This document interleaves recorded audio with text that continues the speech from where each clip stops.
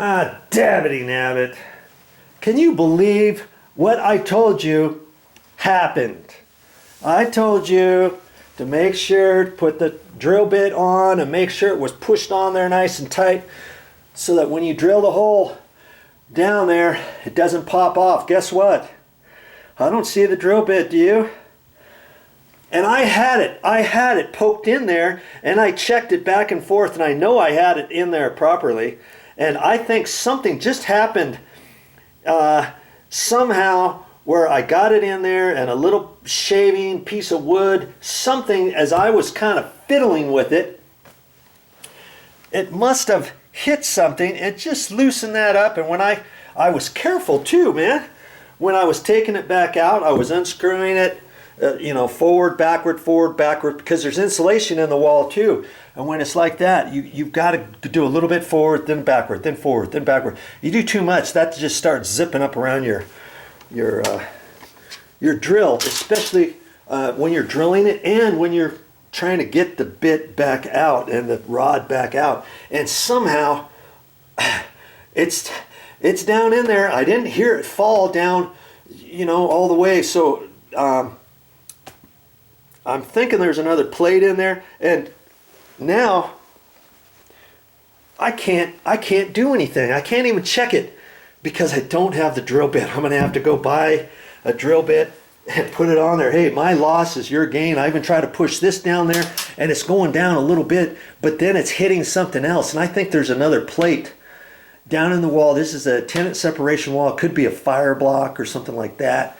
And most tenant separation walls, this cracked me up too. It's 2 layers of 1/2-inch sheetrock, and most of the time I've seen a wall where it's 2 layers of 5/8, and it has to be a special type X 5/8 to make it a rated 1-hour wall or 2-hour wall separation or something like that. But 2 layers of 1/2 inch, I don't know. I don't think you get as good of a rating if you don't use 5/8, 2 layers of 5/8, but hey, 2 layers of 1/2 inch, that's all I got in there. And so, verdict's not in yet on whether or not I can get it down there. And I thought maybe as I pulled it up, maybe it got tangled up in the insulation. And it's down on this bottom plate right here. But I can't reach my arm down there all the way to find it. And this is the type of things that happen when you're trying to do things on your own, but you just kind of learn as you go. And you see here, you'd think I'd be able to put my hand down and reach the bottom, but I just can't do it. I just can't reach the bottom.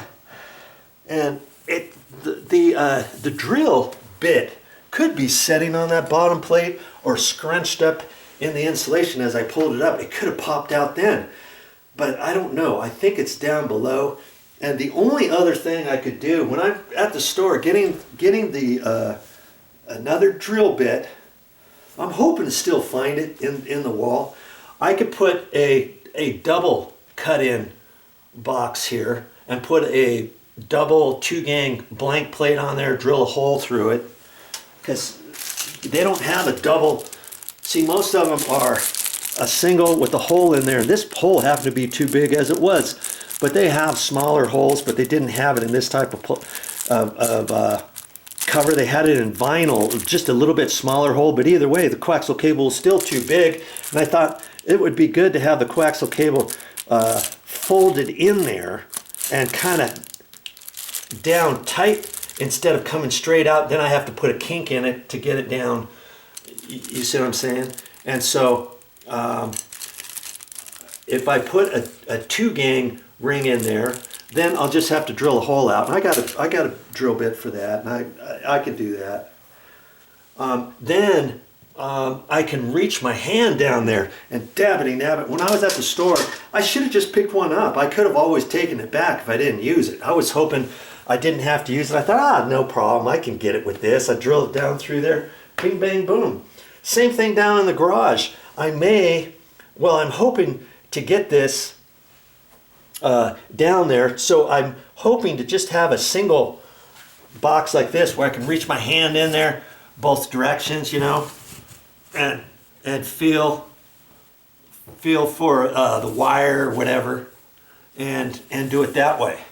Okay, but downstairs, down in the garage, if I have to, worst case scenario, if I have to, if I need more room, I should get a big box at the store for that too. Okay, just in case. And if I don't need it, I can always take it back. Now see, that's the other reason why I decided to do the whole effort about taking this bed apart and getting it slid out of the way and moved over. I didn't really want to put the cut-in box over there because that was further down the garage wall and stuff. And this way it's behind the bed. Okay, so when I go to the store, I'm gonna get a 2-gang ring, and I'm gonna cut that whole opening bigger. And hey, no problem. I'll have a 2-gang blank plate. I'll drill a hole in it, run the cable out of that, and then I can reach my hand in there and see what's going on. Maybe the bit fell down inside right there. I just can't reach down in there. And if I get a 2-gang box, I can. And then I'll get a 2-gang box. I'll get an extra one for the garage just in case I need it. And if I don't, next time I'm at the Home Depot, I'll take it back. That's what I should have done this time. My loss is your gain, okay? So, hey, off to the store I go to get more parts and another drill bit. Hopefully, I can find the one that's down in the wall. We'll see. Time will tell. Hey, stick with me and see what happens next on this video series. I'll probably make it a different episode or a part 1, part 2 episode or something like that. We'll get her. We'll get her. Now, one last thing about the bed. If you don't want to move the bed, hey, no problem. Don't move the bed. Cut it in. Cut it in right there. If you have to put a 2-gang box in there, if you have an issue, get the single gang cut-in box, but get a 2-gang cut-in box as well. And then you can do it there. And, you know, there's going to be a little lamp desk, what do you call it, nightstand on both sides of the bed. That would cover it up too, right?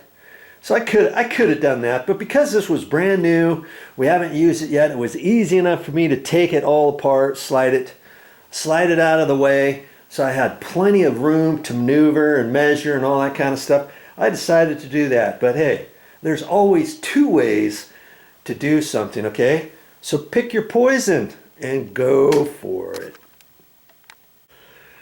Well, good Lord, what do we have going on here? Well, I'm doing some stuff. You'll have to watch that on a different episode, a previous episode. I've got to run some coaxial cable. The cable guy was here about 3.5 hours the other day. Couldn't find one good cable coming out for a TV or internet inside this entire condo. Can you believe that? So we figured out a way to do it. And I'm in the process of doing that over there. You'll have to watch that on a different video.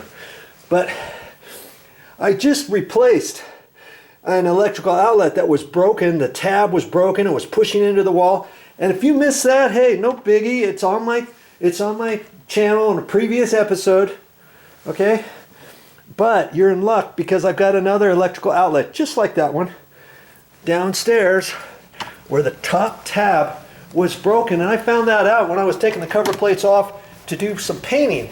And I've been remodeling this this condo, and hopefully you've been watching and sticking around with me and watching this. And that's why I've put all of these condo renovations in episodes, so that if you want to go back and watch them from day one, anything I've done on here, I'm going to be putting on different episodes, okay? So I had just got done painting paint this wall. I still have to cut in. I just painted the baseboards, and I showed you how to paint baseboards. Remember? I showed you that, and then I'm going to be painting some door frames and casings and door jambs and stuff, and I'll show you how to do that on a different video. I still have to cut the wall in down to the top of the base. Hey, I'll probably make a video of that too, but when I was getting ready to paint, of course you take all the cover plates off, and I took all the cover plates off, and this plug here was giving me fits because I was plugging things into it, and the top of the electrical outlet was kind of going in and out. Let's just see. You know, I did some work on here before. I put the cover plate on, and I've got the power off right now. But see here, look at that.